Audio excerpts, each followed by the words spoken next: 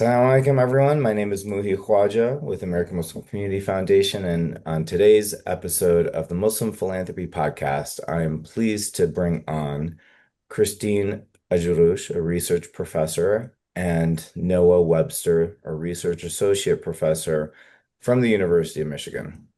Go Blue. Welcome to the show. Thank Thank you. you. It's a pleasure to be Absolutely. here. Absolutely. Would love for you to quickly mention the research center and like role and department and all of those classifications within the university that you represent. Because I'm sure there's a few different hats there. Mhm. Yeah. Noah, do you want to go first? Sure. So, with at the University of Michigan, both Kristine and I are located in a research institute.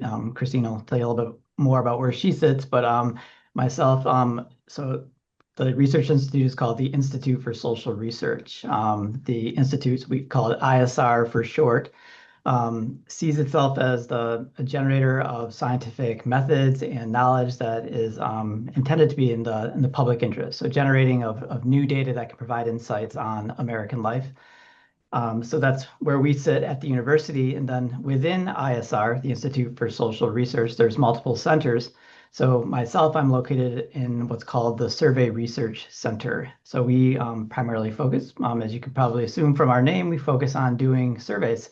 So surveys of representative samples of different parts of the country, for example, like Kristine and I work on a study that's a regionally representative sample of the Detroit area, where we collect data on people's social well-being, their health, et cetera. So that's where I primarily sit here at the university, but I also wear a couple of other hats, as you noted, Muhi. So I'm also a research associate professor at our School for Environment and Sustainability. And when we talk a little bit more about the types of research I do, maybe that'll be a little bit more clear. And I also am an adjunct lecturer we have a program for the environment, an undergraduate program, interdisciplinary program here at the University of Michigan. Okay. And as Mohi stated, I'm a research professor at the Institute for Social Research in a center called the Research Center for Group Dynamics. I also have an appointment in the Department of Health, Behavior, and Health Equity in the School of Public Health at the University of Michigan. Before I came to the University of Michigan, I was a full professor at Eastern Michigan University in nearby Ypsilanti.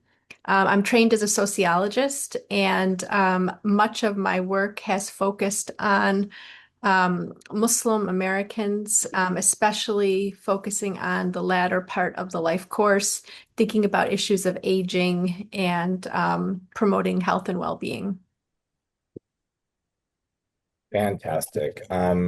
Really critical work. You know, when I think of the university, um, there's just so much going on, right? And I never had heard of ISR and the Institute for Social Research, and I'm like diehard Go Blue, like know everything about anything, have been employed by the university.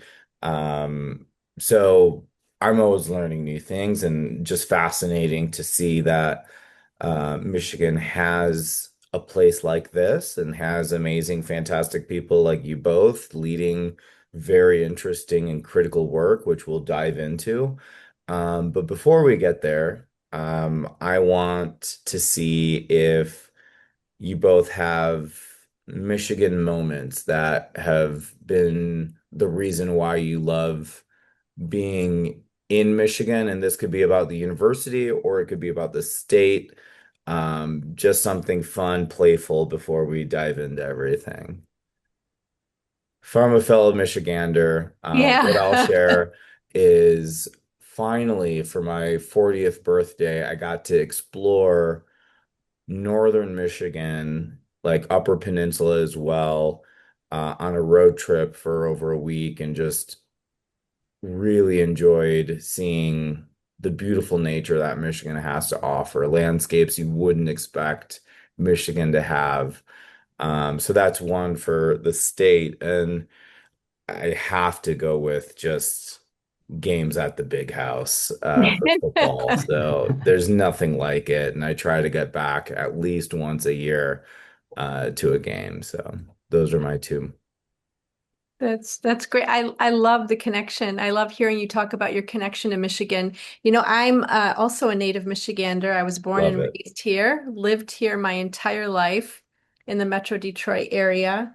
And I think one of the things that I love about the Metro Detroit area and Michigan in general the up north part is absolutely gorgeous, but I love the vibrancy of the metropolitan area in terms of its cultures and its ability to offer so many diverse experiences for people who live here. So I love the weather too, even though I sometimes complain about the cold. The four seasons are actually very comforting to just see Hmm. things go from one season to the other.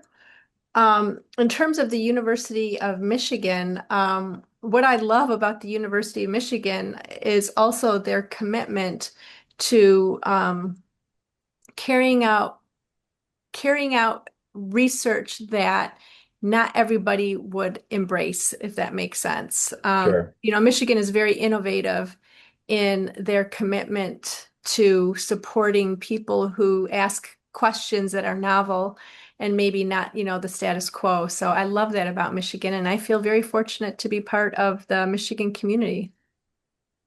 Great. I guess I'm the odd one out in that I'm not a native Michigander. I did not grow up in Michigan, but I have been here for almost 19 years. So I've been here You for get a your good. Michigan card. You're Gotcha. legit. And I feel like I show people the hand now when I'm trying to say, Yeah, oh, live here, up exactly. there. So Yeah. I feel like I'm slowly becoming a Michigander. But one thing that I love, or I fell in love with the state of Michigan. I've been here a while now, but so I grew up in upstate New York, and a lot of and not too far from Lake Ontario, so a great lake. But when I moved to Michigan and had a chance to explore, similar to as you noted, Muhi, some parts of the western side of the state and the Upper Peninsula and like, near the Great Lakes, I really kind of saw some similarities to where I grew up, but also exactly. And Mhm. just fell in love with just like you said, the landscapes, the small towns, etc. And just and actually having grown up where I did in upstate New York, we did not get to the Great Lakes very much, and we were pretty close to them. But now that I've been in Michigan, we go all the time, and just it's just a wonderful space, and like this diversity of coastlines, etc. has been wonderful, and I just consider the state my home state now. And then in terms of Ann Arbor, getting a little bit more local, one thing I love about the city is that it feels like a big, small city. And what I mean by that is it feels Yeah. quaint. Like if you walk down Main Street, Ann Arbor, it's got still a lot of two-story buildings. There's a lot of development going on now and increasing density, but it still has that small city, small town feel when you walk down some areas of the neighborhoods. And that resonates where I grew up in terms of a smaller town. But it also offers big city things, I feel like. And as Kristine noted, where we have close proximity to Metro Detroit, which is a big city, as we all know, which offers many of the cultural amenities and entertainment options. But so does Ann Arbor as well, where the university brings in a lot of those resources, whether it's musical events, you noted big time sports events, national champions, etc. Um, but also then it just to me has that mix of both small town feel with big city things to do. And that brings me to why I particularly enjoy being at the University of Michigan. So I've been here for 18 years. And I think you touched on this a little bit, Muhi, but you're saying where you noted that it kind of there's so much going on at the university. And I see that as both it capitalizes on both the breadth and depth of scientific knowledge and things going on. Like I've been here for 18 years and I've still learned somebody new by going to a talk Hmm. and be like, wow, I did not know that person was here and they're doing this really awesome work and they're world renowned. I can still do that on a monthly basis and just a huge place, but doing so much great work across so many different disciplines really offers the opportunity for a lot of interdisciplinary possibilities and finding these new intersections of knowledge and helping society and coming up with solutions to our problems. Really cool. Really cool. So as much as I prepared you for this conversation, I just threw that in as a wrench. So I appreciate you dealing with me on that one.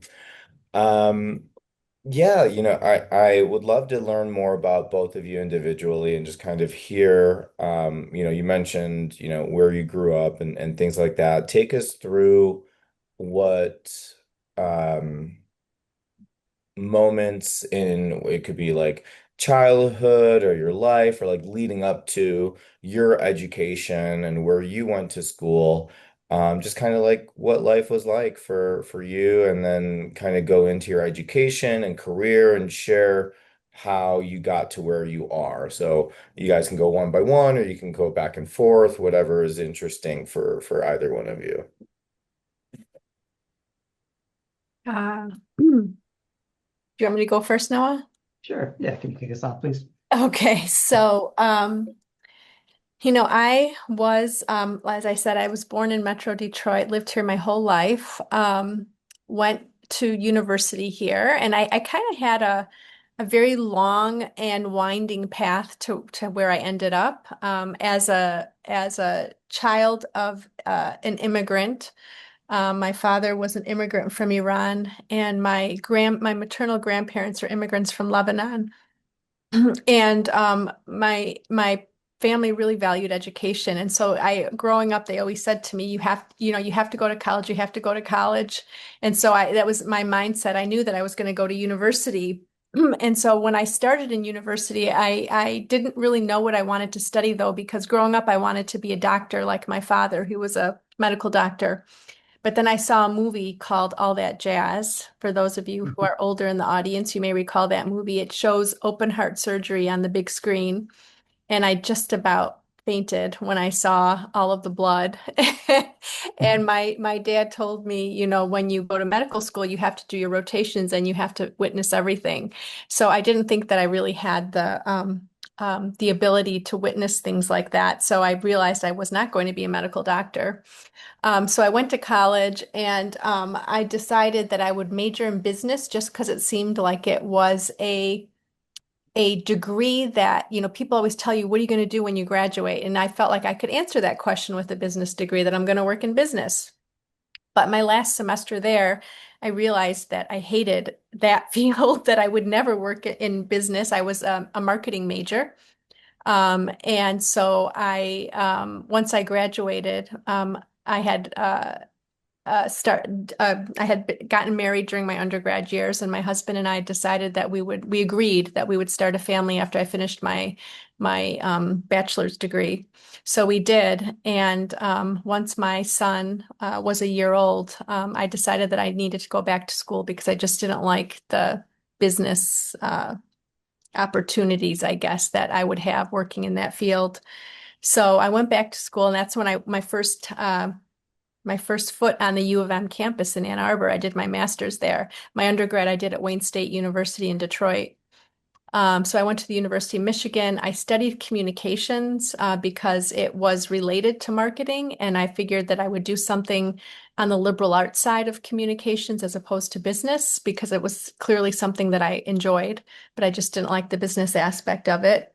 And it's there that I got very interested in cross-cultural issues and how communication is so important for promoting understanding between groups. But the communications aspect of it was kind of narrow in terms of what you could study. And that's where I discovered sociology. I learned communications was an offshoot of sociology. So I ended up doing a PhD in sociology, this time back at Wayne State University. And when I graduated, I had an opportunity to do a postdoctoral fellowship back at the University of Michigan in aging. And that really changed my life, I would say. I realized how important understanding the entire life course is, as a sociologist, to really figuring out how to not just carry out research that benefits people, but how to really understand people's lives in context. And so that's how I got to where I am. And, the study of aging and issues around aging has now become my passion, and it really informs much of the work that I do today. Although I also focus on things like ethnic identity, and I also look at still cross-cultural issues related to things that are happening around the world, I would say. So that's how I got to where I am. Noah, do you want to? Sure.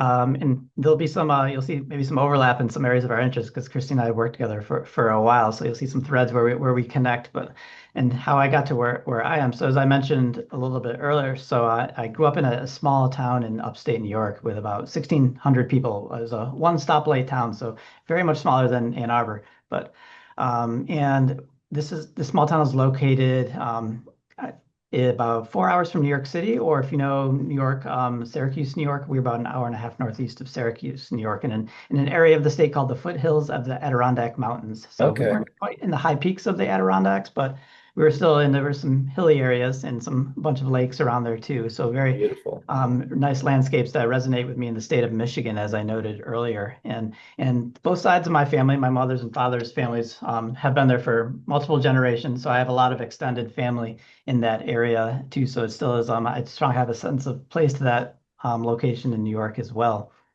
So then growing up in this small town, I kind of had it both resonate with me and kind of, and I'll get to this in a little bit when I talk about my area of research a little bit more, but the social fabric in the small town was very informative to me, or very influential, because like we often hear people say everybody knows everybody in a small town, and I think unless you've lived in a small town, you don't really experience that it really is true. That I mean, you really have different levels of closeness. Like people, you pass them on the street, you know their name, but you people really did know everybody, and not really to the sense where everybody was in everybody's business, and that definitely happens, but still there was a strong social fabric, and people really knew each other and supported each other, and there was a sense of community.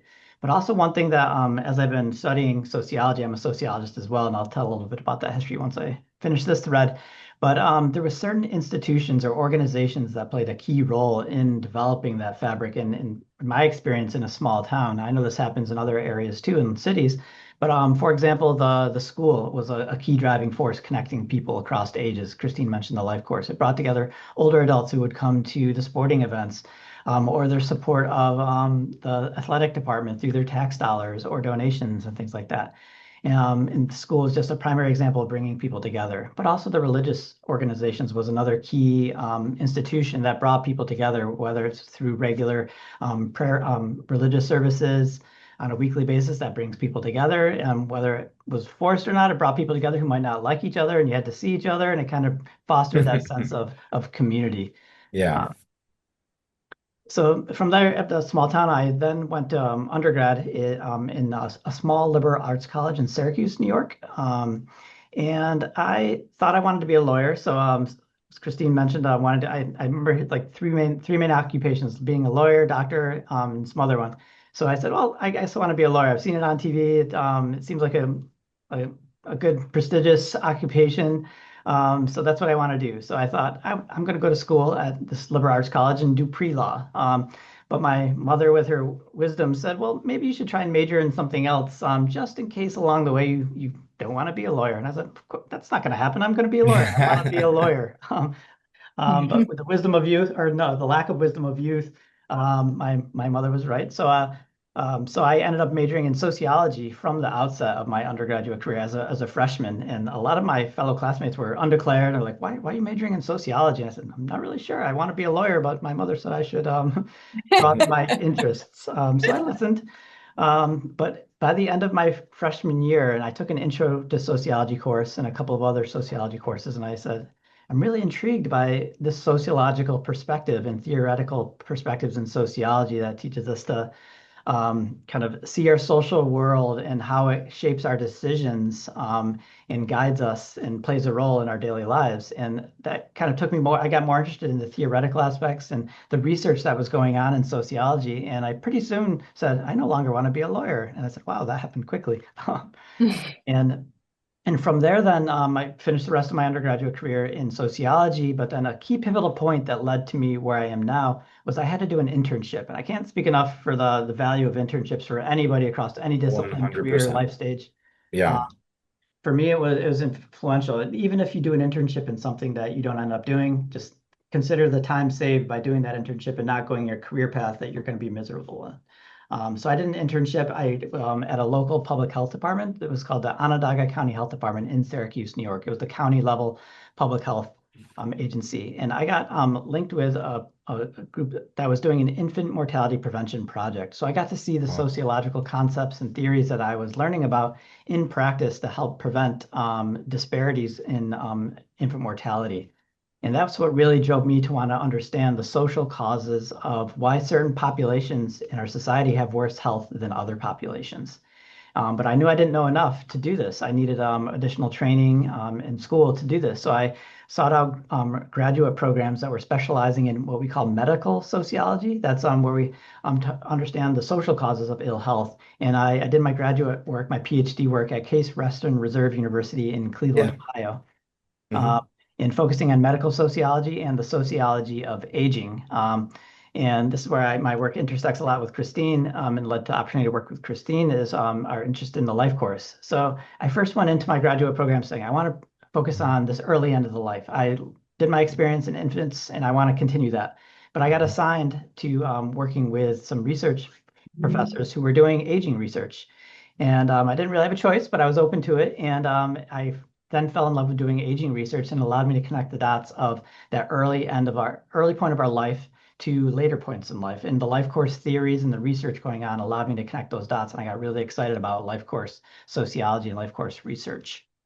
And then I spent 6 years in Cleveland, and then my wife started a master's program here at the University of Michigan in public policy. So I moved along with her. I wasn't quite done with my PhD work, but far enough where I could leave Cleveland. And then I worked some on my dissertation while I was here, and then I was feeling socially isolated and also running out of money being a graduate student. So I looked for jobs at the University of Michigan, and I was fortunate to find one at the Institute for Social Research in the program that Kristine is in. And I started off as a data analyst, helping to analyze the wonderful data that they were collecting in the program. Then I transitioned into doing a postdoctoral fellowship with the program for about 3 years. And then I transitioned into research faculty working with the group. And where work in this program has really been influential in working with Kristine and others in the program to expand in my view in terms of not just focusing on the structural aspects of our life. And I'm still interested in those things, how like the places we spend time or the environments that we're in, how that influences our health, but also the social connections we have had. My work in this program has really been, I've gotten immense training and mentorship in how we study social relationships. And this still is a pivotal and central part of my research I would not have developed if I wasn't here at the University of Michigan working with Kristine and others. Really fascinating, both of you. Thank you for taking us through. And now we're at that intersection where we get to dive a little bit deeper and focus on ISR and the research and what projects you have going on. So, you know, seems like both of you have been at the university for quite some time. So I'm sure there are many projects that you're proud of in the past, and what you're currently working on. So why don't you share one from the past and then share what you're currently working on, what you're excited about, and take us through that journey. Why don't we start with Noah on this one, then go back to Kristine. Sure. Sounds good. So I'll track a little bit about because I mentioned I'm a sociologist by training, and I gave a little hint of where I study. So I'll just start off with that with a very brief note about kind of the primary guiding themes of my research, and then I'll highlight a past project that Kristine and I worked on together, which was so in my research, I try to understand what I think of as the intersections between our social worlds and the places and spaces that we spend time. So I think about that as the intersection between our social and our built environments, like the physical places we actually spend time. And that and by social environments, just as you're probably thinking, that's a broad concept. And exactly, that's what it is. And we try to understand and study a range of types of social worlds that we're in. That could be our very close relationships, our immediate family. It could be our extended family. It could be our acquaintances, people we see at work, people we see at the places where our places of worship. So we study broadly those multidimensional aspects of our social relationships. And then by places and spaces we spend time, again, that's also broad. It could be anywhere from our immediate home, thinking a little bit broader, our neighborhood, like the parks and gathering places nearby our home. It could also be our place of work. And many of us are working from home now, so virtual work and how that influences our lives. But also the places where we might engage in religious practice or our places of worship. So that's why I try to focus on the intersections between those social worlds and the places we spend time and how each might facilitate another. So one project that I want to highlight that I think is particularly relevant to some of our current work is this was back in 2014. I had the opportunity to work on a project, a study with Kristine. This was funded by a foundation called the Fetzer Foundation. So building on our work in the Metro Detroit area, we had the opportunity to do a new study, a new data collection, where we did a representative sample. It was a relatively smaller sample compared to our other studies. It was about, Kristine, do you remember, was it about 300 people in the Fetzer study? Yeah, I think it was about 300. Gotcha. Yeah. And one thing that was unique about it was that we were able to collect sizable samples of people from different population subgroups in the area. And we ended up having a sizable subgroup of people who identified as being Muslim. So we were able to look at similarities and differences across religious affiliations in terms of their social relationships, the detailed aspects of their social connections, and how those connections matter for health and well-being. And this was influential for me because it highlighted to me how the differences might generate into the different patterns of social relationships and how those relationships matter. And it really led an interest to me to want to continue to understand those differences and collect larger samples. Because with larger survey samples, we can do more. We can create smaller subgroups. We can look at variation across and also look at variation within. Because we know that within subgroups, there's key differences as well that we need to explore. And the only way to do that is with larger survey samples. So. Okay, yeah. So that was actually a great study that Noah just talked about. It was kind of our first foray into survey research with that population in the Metro Detroit area. But one that I would like to highlight is a study that was actually supported by the Institute for Social Policy and Understanding, and it focused it was the very first time that I did an in-depth study on Muslim aging in particular. And it was in the Metro Detroit area, and we were very mindful of recognizing the diversity of the Muslim population in Metro Detroit. There's multiple racial and ethnic groups that actually Islam is one of the most diverse religions when it comes to race and ethnicity, Right. and especially in the U.S. So we worked with multiple mosques to get a sense of what kinds of needs older Muslims had in the community. But not only needs, we also wanted to know what they saw the strengths were of the community.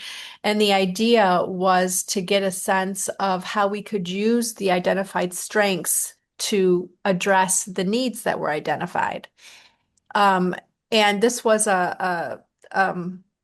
was complemented by a national survey that we did with Muslims around the country. It was a web-based survey to also get a sense of needs and strengths.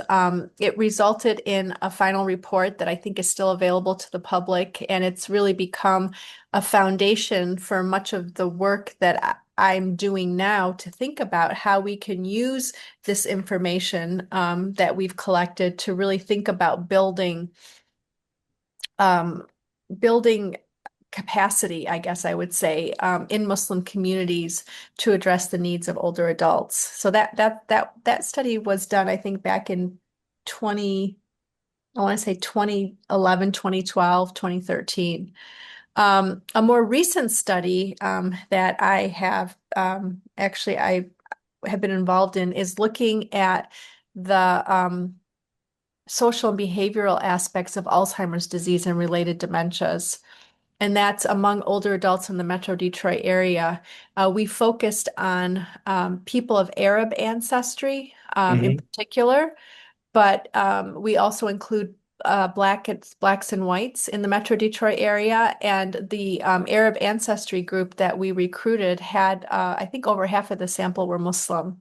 So we've begun to do some analyses to look at the extent to which religion may play a role uh, in promoting well-being, and also how it may vary by gender.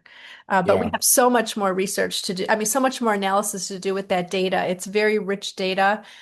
We've collected we not only did a comprehensive neuropsych assessment among older adults, but we also did a 1 hour social survey where we asked people about their social networks, about their health behaviors, about their immigrant experiences.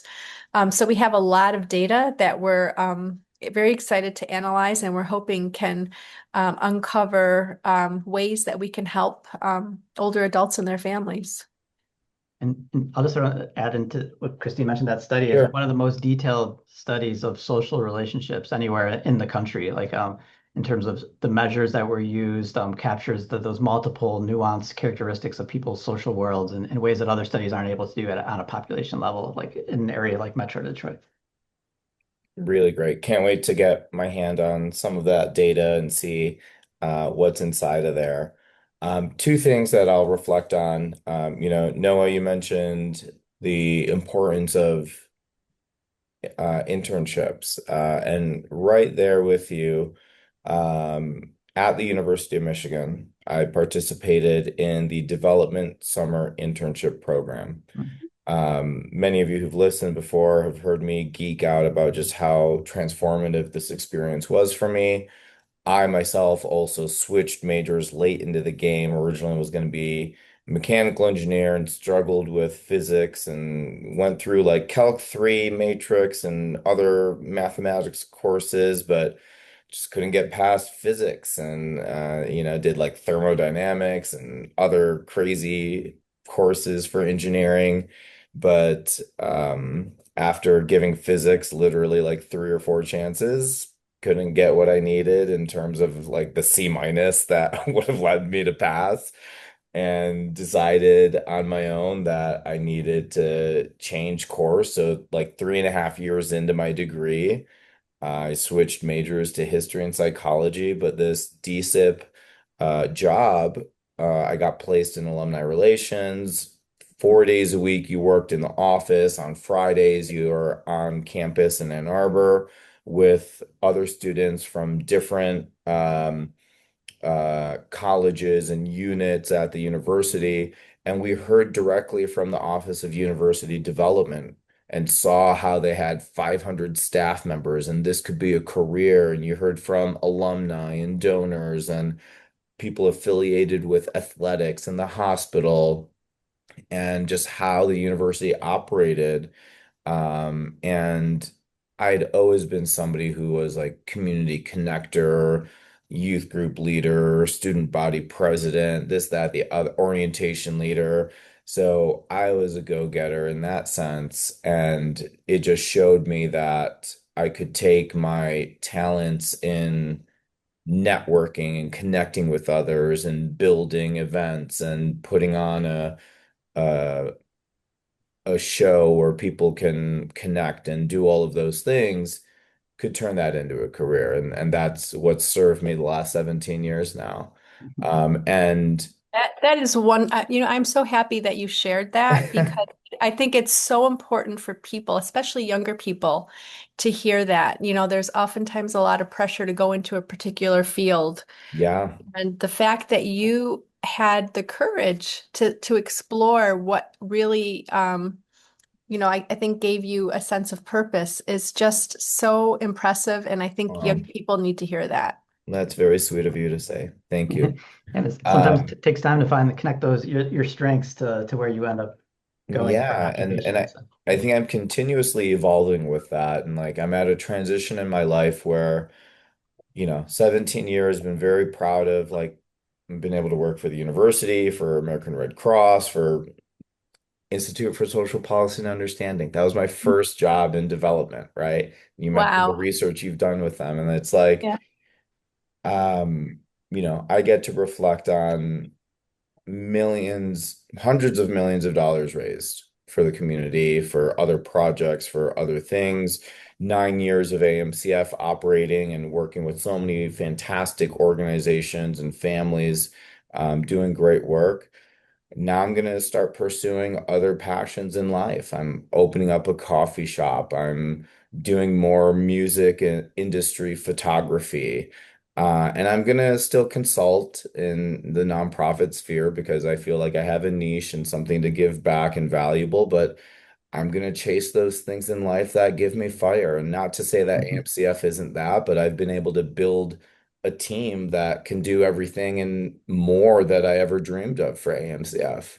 So I'm gonna take this time to kind of step away and um, be involved, but not as involved. And I'm super stoked for that.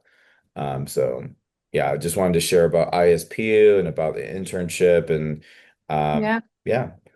So let's dive into ISR, current projects, what you're focused on, what your hopes and dreams are, and what you want to accomplish. And I know we don't have much time left, but dive in as much as you can and give people a feeler for what they can expect from ISR. Kristine, please. Well, yeah, I think the one thing that I'd like to highlight is a new project that Noah and I have developed based on all of these years of work that we've done in the realm of social relations and health and aging populations. And that is really thinking about how we can address this social isolation and loneliness epidemic that exists in the US for all populations. But we really want to focus on Muslim Americans because this is a population that's oftentimes underrepresented in research. And, I'm a firm believer that the only way you can really address people's needs is through the systematic study of those needs and the challenges that and the strengths that people bring with them and communities bring with them. And I think that's also coupled with the fact that we're living in a time where being Muslim is very difficult in this country. There's a lot of public vilification of the religion. I myself was born and raised Muslim and am still Muslim, and I find a lot of uh, a lot of situations where Muslim older adults are kind of feeling that they need to isolate themselves from the wider society as a way to protect themselves Sure. from, from experiencing negativity. And Yeah. I think mosques in particular are an underutilized resource when it comes to older adults. And what I mean by that is that, we have activities at the mosque, for example, prayer times, especially Friday prayer, which I think a lot of older adults do take advantage of. But mosques have so much more capacity to be able to create programming and opportunities for older adults to come on a more regular basis. Meeting with same age peers is really important for well-being. Family is necessary, but it's really not sufficient for health and well-being. And so we really are thinking about a project where we can leverage the information and the knowledge that we have in terms of studying social isolation and loneliness and relationships in general, as well as community engagement. Both Noah and I have done a lot of work in engaging with communities. Noah, maybe you should talk a little bit about the senior housing projects you've worked on. But we have a lot of experience in working with communities and figuring out how we can leverage social relationships as a way to promote well-being. And that's kind of where our next project is at ISR. And we're really excited to get it off the ground and, looking for partners to support our efforts so that we can really maximize the well-being of older adults and their families in the Muslim community. Absolutely.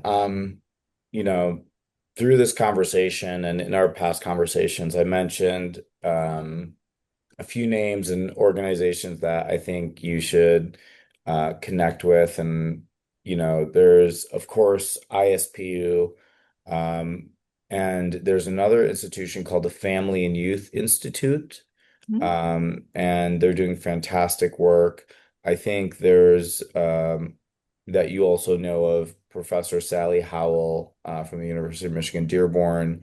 all the fascinating work that she's been able to do within the um Muslim community, Arab community, just a wealth of research and somebody who is well respected in these circles.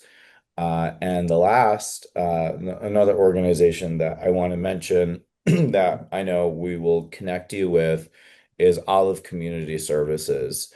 And I got to know about them through AMCF's Women's Giving Circle and the work that they are doing in SoCal around senior services is something that I think is well beyond their years in terms of thinking ahead, being a resource, establishing a well-structured program, and also institution that is sustainable.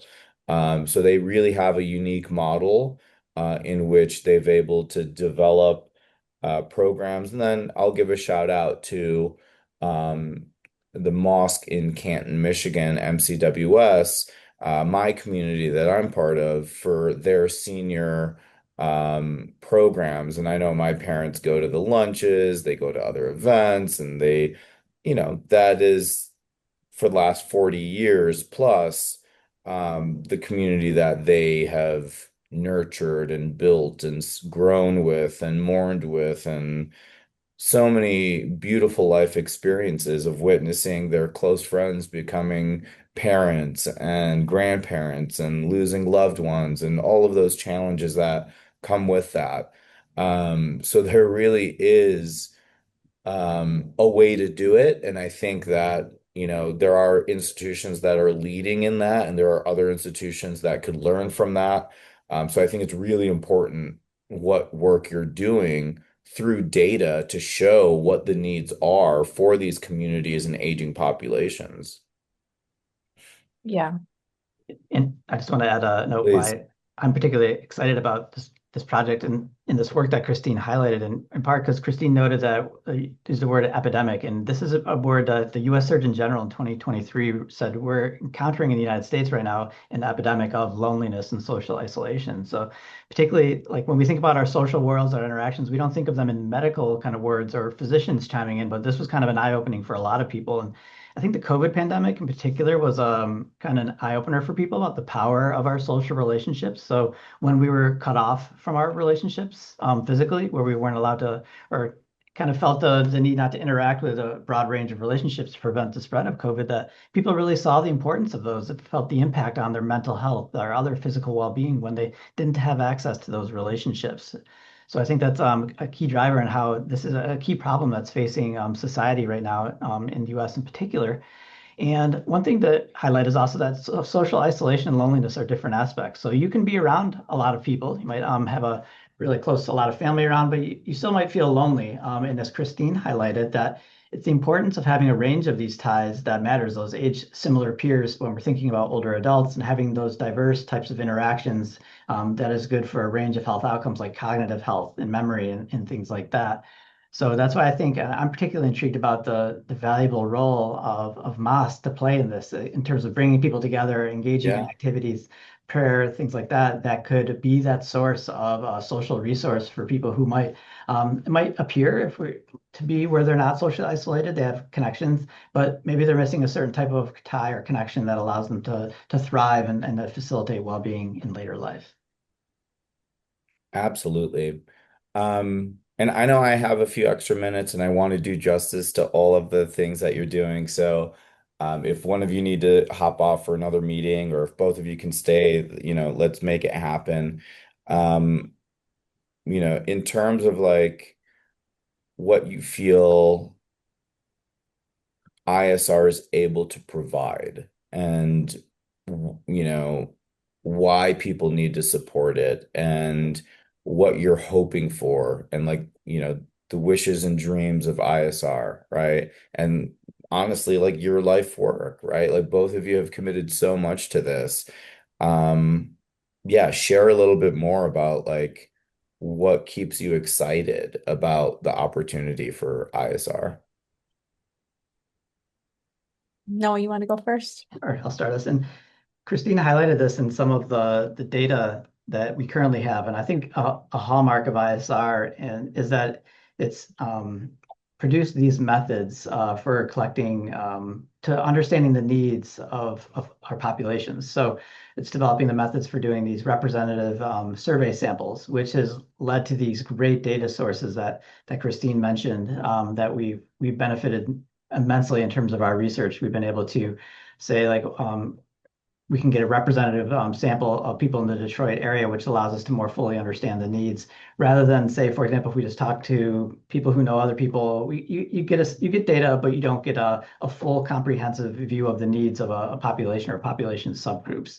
So I think that's been the benefit of being in a place like ISR that facilitates and fosters those methods. But we still do need to collect additional data, and we need additional approaches to link in with those data resources that we have. So I don't know, Kristine, if you want to talk a little bit about the mixed methods, approaches, and needs for additional data that pull in other types of data sources. Yeah. I think what is so exciting about ISR and why I think uh, Noah and I being there we're so well positioned to do these kinds of projects is because the infrastructure at ISR allows us to be able to commit the time that we need to do applied projects like this. I mean, we do basic research, but we take that research and build on it in a way that can be helpful for communities.